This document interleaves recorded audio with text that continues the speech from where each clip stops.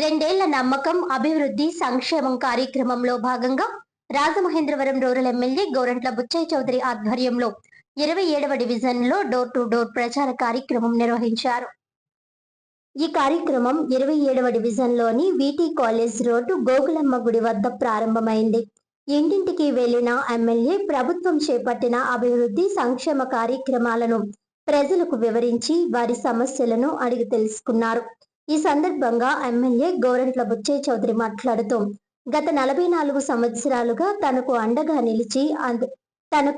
నిలిచి ఆదరిస్తున్న ప్రజలందరికీ కృతజ్ఞతలు తెలిపారు. ప్రజల ఆశీర్వాదం సహకారంతోనే ప్రజాసేవ కొనసాగుతోందని అన్నారు. అలాగే తెలుగుదేశం పార్టీ, బీజేపీ, జనసేన పార్టీల సమన్వయంతో కూటమి ప్రభుత్వం ప్రజల సంక్షేమం, అభివృద్ధి లక్ష్యంగా ముందుకు సాగుతోందని పేర్కొన్నారు.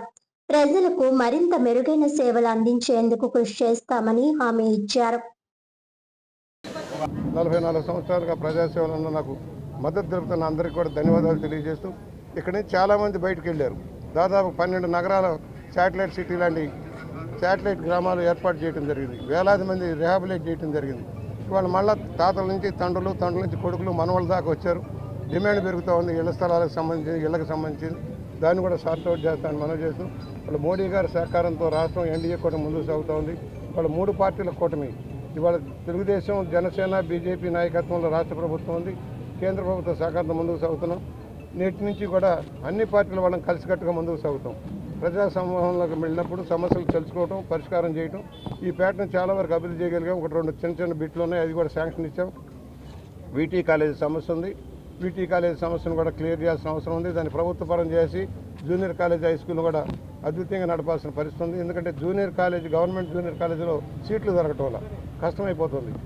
ఈ కాలేజీ కనుక ఇంప్రూవ్ చేయగలిగితే, వీరేశలింగం పంతులు గారు ప్రారంభించిన ఈ కాలేజీని కూడా ఇంప్రూవ్ చేయగలిగితే ఈ ప్రాంతంలో మరో మంచి అద్భుతమైన కళాశాలగా తీర్చిదిద్దడానికి అవకాశం ఉంది.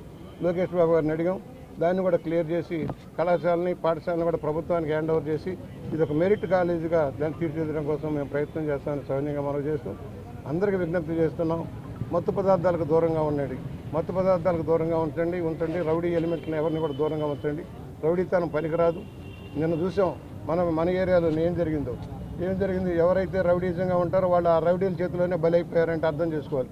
రౌడీజం పనికిరాదు. గంజాయి, మత్తు పదార్థాలు కానీ డ్రగ్స్కి దూరంగా ఉంచాల్సిన అవసరం ఉంది. ప్రభుత్వ పాఠశాలలు బాగున్నాయి, ప్రభుత్వ కళాశాలలు బాగున్నాయి. మధ్యాహ్న భోజనం బ్రహ్మాండంగా ఉంది. మంచి పుస్తకాలు, నోట్బుక్స్, బట్టలు ఉచితంగా ఇస్తూ ఉన్నారు. ప్రభుత్వ హాస్టల్స్ అన్నీ కూడా తీర్చిదిద్దడం జరుగుతూ ఉంది. మేము వెళ్ళిన అన్ని చోట్ల కూడా మంచి ఆహారం వస్తున్నాయి, మంచి వస్తువులు ఇస్తున్నారని ఒక నానుడి కూడా ప్రతి చోట కూడా రావడం కూడా గర్వకారణం.